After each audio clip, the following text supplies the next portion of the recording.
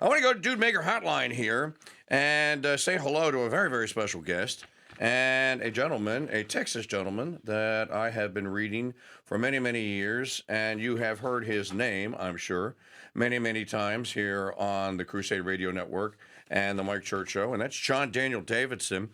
John Daniel writes for the Federalist.com. I've seen him at the Epic Times. He's got a book out, Pagan America, The Decline of Christianity in the Dark Age to Come. And an all-around good young Texas lad, John Daniel. Thank you so much. You know, I'm a big fan, so pardon me if I go a little fanboy on you in the early going. That's all right. Thanks for having me. Appreciate it. Yeah. Now, you're still with the Texas Policy Institute, right?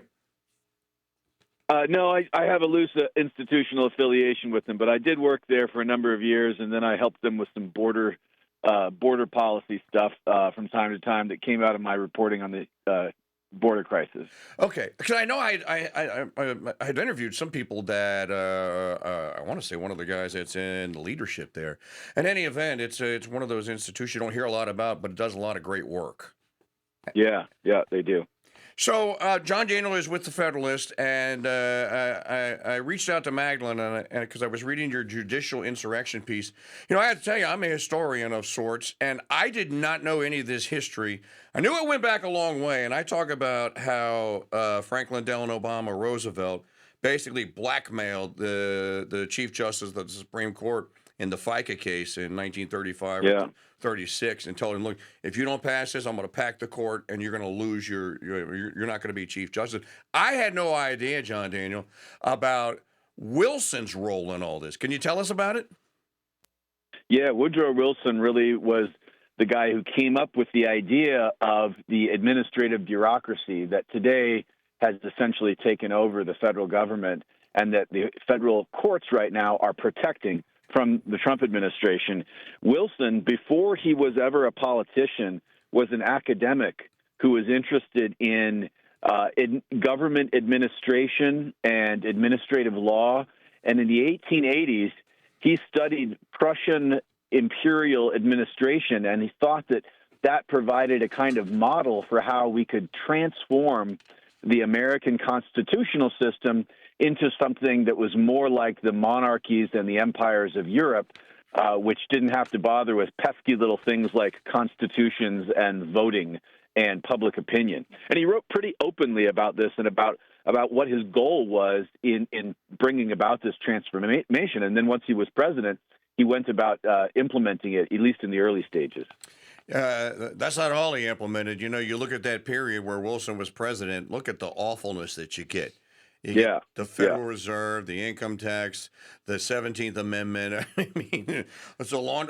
He tries to get us. He basically gets us involved in World War I after lying on the campaign trail and saying that he wouldn't. You know, and there's a Sedition Act that Trump never quotes, and that's the Sedition Act of 1917.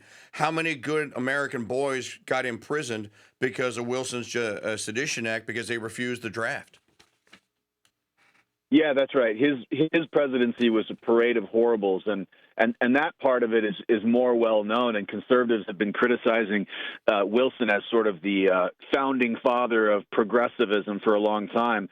You know, but his role in kind of the intellectual underpinnings of progressivism is a little bit less well known, and it's important for Americans today to understand that the point of it was to circumvent voters.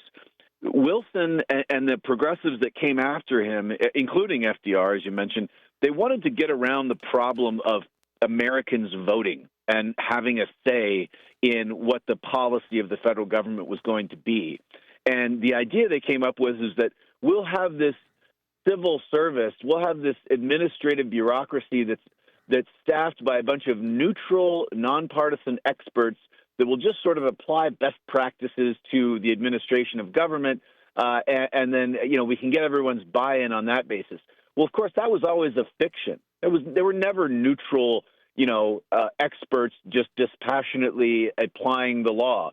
They were ideologues, and most of them were Democrats, and they had a leftist worldview, and above all, they wanted to get around the Constitution, which they thought was a hindrance to expert rule by expert bureaucrats. And that's essentially what we have today. And we have to understand the fight about the courts that Trump's having right now in that context. Yeah, what my friend William Briggs calls the expertocracy, right? Yeah. And the thing about the experts is they're only experts in certain fields, and they're not really experts because they all go to each other and go, "Are you an expert? Well, of course I'm an expert. Are you an expert? Well, of course I'm an expert. Well, we all agree you're an expert." But yeah, I mean, and you know what? And I don't even care if they are experts. That's not the kind of country that we have. We have a country where the American people are supposed to have a say in the laws that govern them and the policies that are enacted at the federal, state, and local level. And when Americans overwhelmingly elected Donald Trump, what were they voting for? They weren't just voting for Trump, the person. They were voting for the policies that he promised to implement, which are all the things these federal judges, one after another, are knocking down and preventing the Trump administration from implementing. So this really is a judicial insurrection. It's a judicial coup d'etat, and it's a constitutional crisis that we have to recognize as such. John Daniel Davidson is with the Federalist.com on our Dude Maker hotline with us here on a Free Phone Friday. I couldn't agree with you more. As a matter of fact, last hour I was talking about this, and I played the clip from Ron DeSantis from the Socratic Institute yesterday, and I think DeSantis nailed it. What about the people like, I'm from Louisiana. I think you're from Texas. Or you sound like a Texas guy. Are you a Texan? I lived in Texas for many years, but I'm from Alaska, actually. Oh, that's even better or worse, depending on which side of Lisa Murkowski you're on. That's right. Alaska has the worst politicians. But Alaska also is home to the Alaska Independence Party, and the Alaska Independence Party. I've read a lot about the Alaska Independence Party. Okay, so you're an Alaskan. You voted for Trump. I'm in Louisiana. I voted for Trump. Ron DeSantis, Floridian, he voted for Trump. He won the popular vote. He won the electoral college vote. He won the county vote. If we go state by state, how many, 33 or 34 states, each one of those states voted for MAGA. I voted for Doge. I voted to bring the immigration issue and the illegal immigration issue to an end. I voted for mass deportations. Yes, I did. Sure did. I voted for incarceration. I voted for all this. All of us are being disenfranchised then, aren't we? Yes, and that's the whole point. They don't want us to have a say. They don't think the American people should say, you know what, I want to get DEI out of the military. I want to get transgenderism, out of the schools. I want to get climate change nonsense. I want to stop funding that. I want to stop funding left-wing propaganda overseas. They don't think that we should be allowed to make those decisions. That's the whole point of the administrative state, is to take all that stuff out of the hands of the voters, and you just do what you're told, and you pay for it with your taxes, and you don't raise a fuss over it. That's what's happening right now. This really is a battle for the heart of our republic and our ability to be able to govern ourselves through elections. And if we lose this, if Trump can't get a hold on these judges, we lose the whole thing. Okay, I want to talk to you then about Trump and the judges here, because I brought this point up last hour. See if you agree. The reason that President Trump and us are in this predicament today is about 15, 16 days ago, they did get an appeal for a lower court federal judge's decision. They did get it in front of the SCOTUS, and it got voted down 5-4 with Roberts and the notorious ACB siding with the three libs. And my point about this is, see if you concur, Trump is being hoisted by his own DEI petard. He was told he had to nominate a woman to replace Darth Vader Ginsburg when she died. He didn't have to do that. He did that, and he chose poorly. Many people think he chose Amy Coney Barrett. If he had chosen the most qualified, which was probably Miguel Estrada, the most qualified male at the time, but the most qualified constitutionalist, that vote would have gone his way. It had gone 5-4, and you and I wouldn't be having this conversation today. Am I onto something? Yeah, I think I agree with you that Amy Coney Barrett has been a huge disappointment, and I don't know if this is quite Trump, sort of being hoisted by his own DEI petard or not, but it certainly shows that in Trump's first administration, he showed extraordinary deference to the Federalist Society and other institutional conservatives who, were basically telling him who he should nominate and who he should hire. And look at the first Trump administration. He hired or kept on a lot of bad people. And I think he has said himself he didn't totally, understand Washington. He didn't know a lot about Washington or the Washington people, and he got played in a lot of cases by bad personnel, blocked his agenda right inside his administration. His chief of staff at one point, John Kelly, infamously, director of the FBI, James Comey, infamously. Those people all should have been fired on day one or never hired. And I think something similar happened with the Supreme Court and pick. He should have picked somebody else, but he just listened to the wrong people. Well, my view of that was at the time that he interviewed him. He asked him all the question. If I give you Roe, if Roe comes up in front of you, what's your vote? I know I'm not supposed to ask it, but I got to ask it. And I think he got yeses from Kavanaugh. He got a yes from Gorsuch, and he got a yes from Barrett, and that's why he went ahead with it. And we are where we are today. John, Daniel Davidson at Federalist.com on our Dudemaker hotline with us. We have a piece at the Federalist called "The Judicial Insurrection is Worse Than You Think." Let's talk about, where we're at today. So there's going to be a hearing this afternoon, and I guess the Attorney General or the Solicitor General will make the administration's presentation again in front of the Supreme Court, and then they'll take it back, and then Roberts has basically the next 4 years in his hand. Either it's you'd hope this would be a unanimous, but that's not going to happen. Alana Kagan from time to time does have a brain, and sometimes she even uses it. And sometimes she's is even a competent jurist, right? So it is possible that you could get a 7-2 out of this. Sotomayor and the Ketanji Brown Jackson, they're gone. That's just they're gone. But if this one goes down in flames, John Daniel, what happens? Well, I think the Trump administration has actually shown remarkable deference to the judiciary throughout this whole debacle.